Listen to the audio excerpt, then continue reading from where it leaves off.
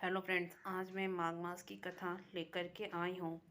Friend, जिस तरीके से हम कार्तिक मास में कथा सुनते हैं, उसी तरीके से माघ मास में स्नान, व्रत, पुण्य और कहानी कथा करने का विशेष महत्व होता है।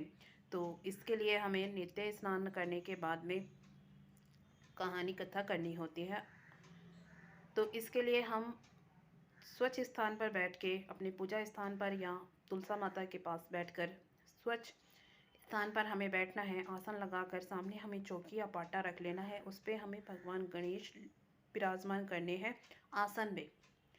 और इसके साथ में हमें पूजा के लिए, तिलक करने के लिए रोली चावल, और मीठे में मैंने यहाँ पर गुड़ लिया है। और कुछ हमें अनाज के दाने लेने हैं। मैंने यहाँ पे गेहूँ लिए हैं, आप चावल भी ले सकते हैं या कोई भी अनाज ले सकते हैं। जल का लोटा लेना है और एक दीपक लेना है। तो सबसे पहले हम भगवान गणेश विराजमान करेंगे और भगवान गणेश को तिलक करेंगे।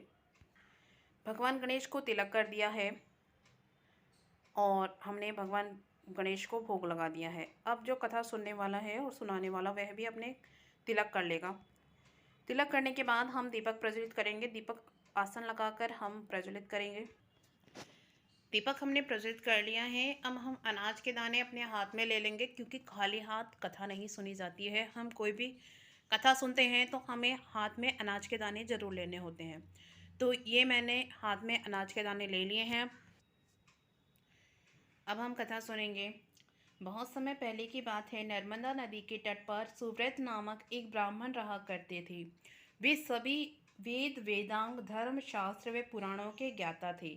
उन्हें कई देशों की भाषाओं व लिपियों का ज्ञान था, लेकिन फिर भी उन्होंने अपने ज्ञान का उपयोग कभी धर्म के लिए नहीं किया, बल्कि धन कमाने में गंवा दिया। जब सुव्रत बूढ़े हो गए, तब उन्हें याद आया कि मैंने धन तो बहुत कमाया, लेकिन परलोक सुधारने के लिए कोई काम नहीं किया। यह सोचकर वे पश्चाताप करने लगे।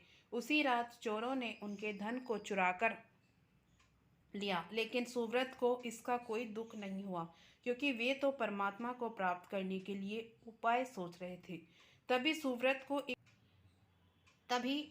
को एक श्लोक याद आया। मागे निमग्नः सलिले सुसीतेस विमुक्तः पापः स्त्रिय दिव्यम प्रयानति।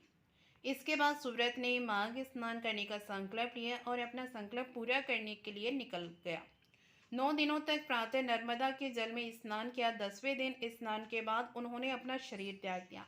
सुव्रत ने जीवन भर कोई अच्छा काम नहीं किया था, लेकिन माघ मास में स्नान करके पश्चाताप करने से उनका मन निर्मल हो चुका था। जब उन्होंने अपने प्राण त्यागे तो उन्हें लेने दिव्य विमान आया और उस पर बैठकर वे स्वर्गलोक चले गए। इस तरह से हम माघ मास की कथा सुन सकते हैं और पुण्य प्राप्त कर सकते हैं। अब हमने जो हाथ में दाने लिए हैं अनाज के और जल का लोटा, यह सूर्य भगवान को हम अर्घ दे देंगे। यह कथा हमें पूरे महीने सुननी है और हम पूरे महीने ये कथा सुनेंगे और पुण्य प्राप्त करेंगे। मैंने ये माघ मास की कथा सुनाई है। आपको वीडियो पसंद आए तो वीडियो को लाइक ज़रूर करिएगा। इसी तरह की महत्वपूर्ण वीडियो के लिए हमारे चैनल को सब्सक्राइब भी ज़रूर करिएगा। फिर मिलते हैं कोई नई वीडियो के साथ में। तब तक के लिए जय श्री कृष्ण।